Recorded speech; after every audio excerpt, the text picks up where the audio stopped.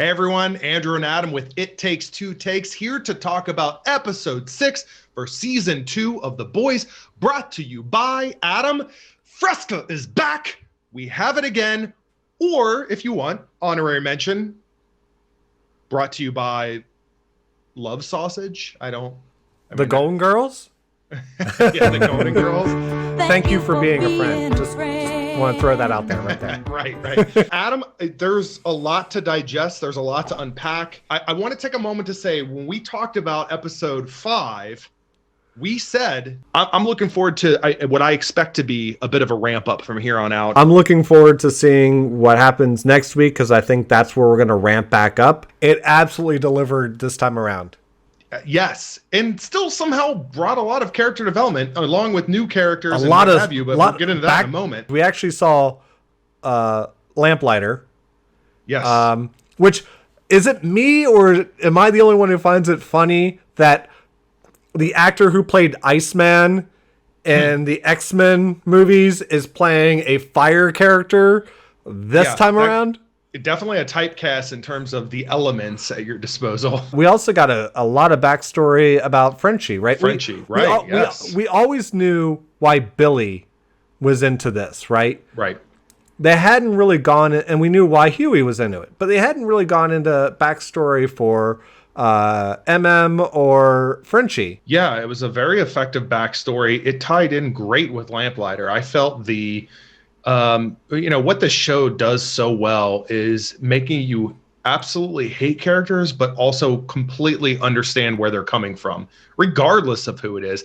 Okay, maybe not Stormfront, but we'll get to that in a minute. But, when we talk about the Lamplighter storyline that they kind of teased, and then you saw like, oh man, this guy's vicious. He's just burning these, let's call them patients, for lack of a better term, alive.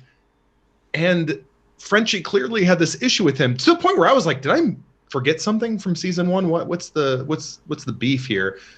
But then we found out this whole backstory and sort of how he was even manipulated, and you just kind of find out like how big of an influence, how big of a power Vought is. There's a lot to really, again, unpack from this. I thought that whole part there where Frenchie is blaming himself because he let Lamplighter get out of his sights because he went to go save a friend, and ultimately he wasn't there when he really needed to be. And yeah, it was such a powerful kind of backstory for Frenchie. I mean, we really got a good idea of who he was this story.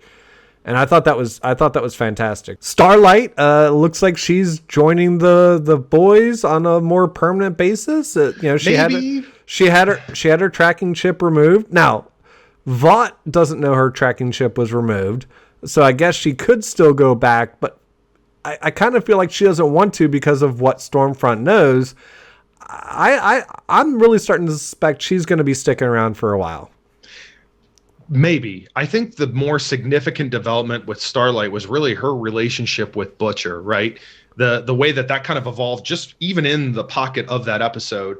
The fact that Butcher wouldn't even give her the time of day, wouldn't take her hand to get off on top of the van and everything like that.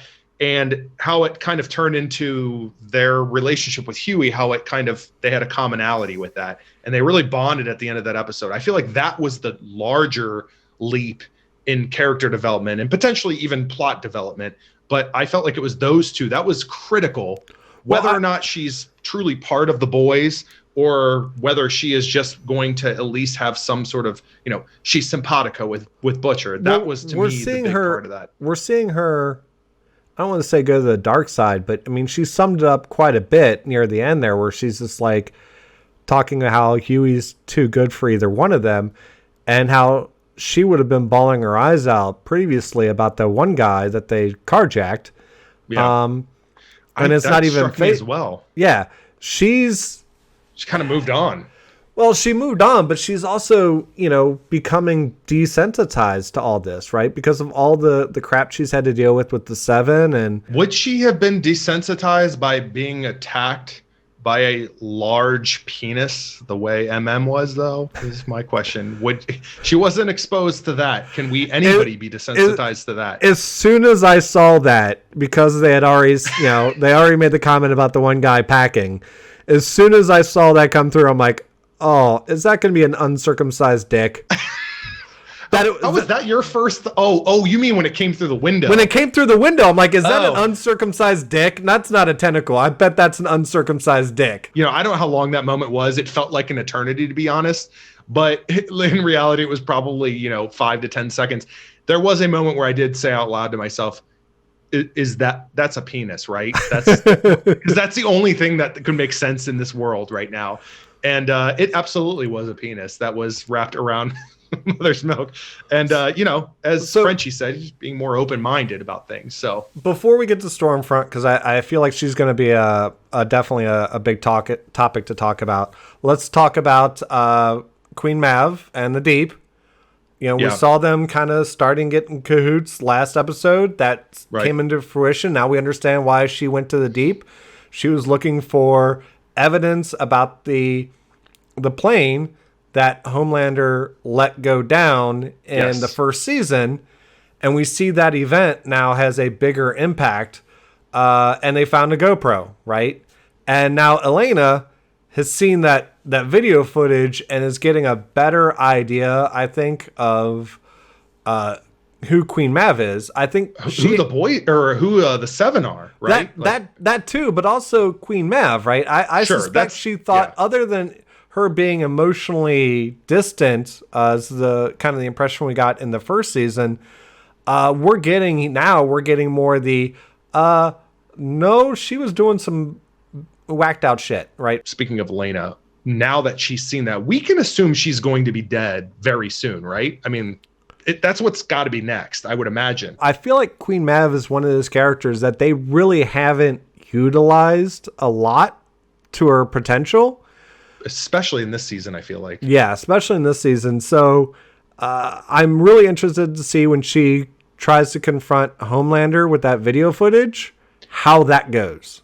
Who we assume would be, it's not just Homelander anymore, it's Homelander and Stormfront, depending on the timing of things, right? Now, let's we've mentioned her a couple of times. Let's talk about Stormfront. We had our suspicions, you more so than me, about her being racist. She isn't a white supremacist as much as she flat out is a Nazi. She's not a wannabe Nazi. She is a Nazi. And to her, this is a race war. And we're not talking about soups versus non-soups. We're talking, she is all about white power. So the dirty looks that she's been given, A-Train, and her whole demeanor, absolutely. And it looks like Homelander's on board with it. That moment where she gave her whole speech and Homelander just went for it, both in the moment by going in for the kiss with her, but also just, you assume, accepting her whole agenda. Usually, Homelander doesn't care about what anyone else thinks unless he does. They are above him or they can offer breast milk. He's got an obsessive personality, right? So he was obsessive towards Elizabeth Shue in the first season, right? Second season, he became obsessed after he killed Elizabeth Shue. He became obsessed with his son. Now he's not as focused on his son. Now that he's focused on Stormfront, he is very much an obsessive person. He focuses on one person, and that becomes his whole world. We saw that in this episode when she took longer than 20 minutes to come back so he could give her flowers, right? Yeah. And he found out she wasn't being completely honest, which we know he's got an honesty issue. But when he found out she wasn't being completely honest, we see how he devotes his entire world to somebody. Yeah. It's all or nothing. And probably the worst ex you could ever have if you break things off with them. Yeah. And I think she realizes that, and she's been around the block since 1919. She knows how to handle this, I would imagine. Right. And now doesn't know how to handle, I don't know, seeing human beings as human beings, but knows how to handle relationships.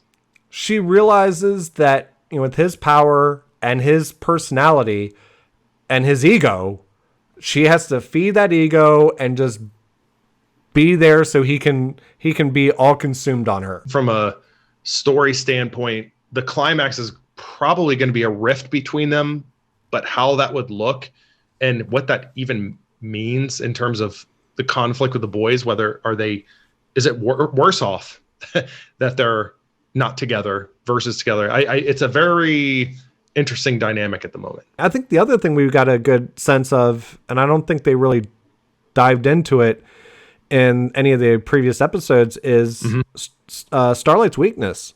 She's got one.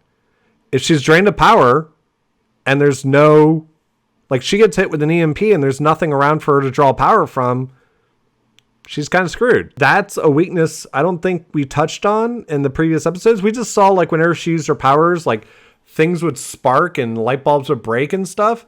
Right. They didn't really dive into the fact that she was actually pulling that power, and that's where her power came from, was from other electronic devices and energy. So we now know she absolutely has a weakness. When we talk about things we're discovering about this world, I want to bring attention to the fact that there is more or less an entire ward full of people with abilities that have, a significant amount, relatively speaking, have gotten out. And we know there are more in this world, but we haven't spent a lot of time learning about what that even means. There's a lot to explore. It's not just the 7, and we know that, but sometimes it's easy to forget, right? Here's one of my things I'm wondering about, right? So they're working on Compound V, refining it so it can be given to adults, right? Mm-hmm. And without them seemingly blowing up. Mm-hmm. It makes me wonder, and I'm not saying it'll happen this season. It'll probably be next third season or maybe a fourth season. I kind of think down the road, for some reason, Huey is going to feel the need to take it or is going to be injected with it. The canary of sorts who always wants to help somebody is going to find himself powerless to do anything. And he's got the hots for a superhero. I could say the same thing about Butcher, to be honest. It's possible. I mean, it is very possible he would do it if he thought he'd get enough power to beat Homelander and kill Homelander. Exactly. But I would see Huey being the one to get it most. If I was going to guess, I would say Huey's going to be in a situation where he's going to feel powerless, where he doesn't have the skill set any of the others do, and he's going to feel useless at some point, or he's going to get captured and used as a lab dummy. Either way, I think in the long run, Huey is going to get injected with Compound V. Either it's going to be Butcher with his rage and, his thirst for revenge or whatever it may be, or it's Huey with his heart and his, I want to sacrifice something and I want to save someone. It will impact the boys at some point. I definitely think that's the case. I am absolutely pumped for next week. I think kind of wrapping up, this was a great episode. It was.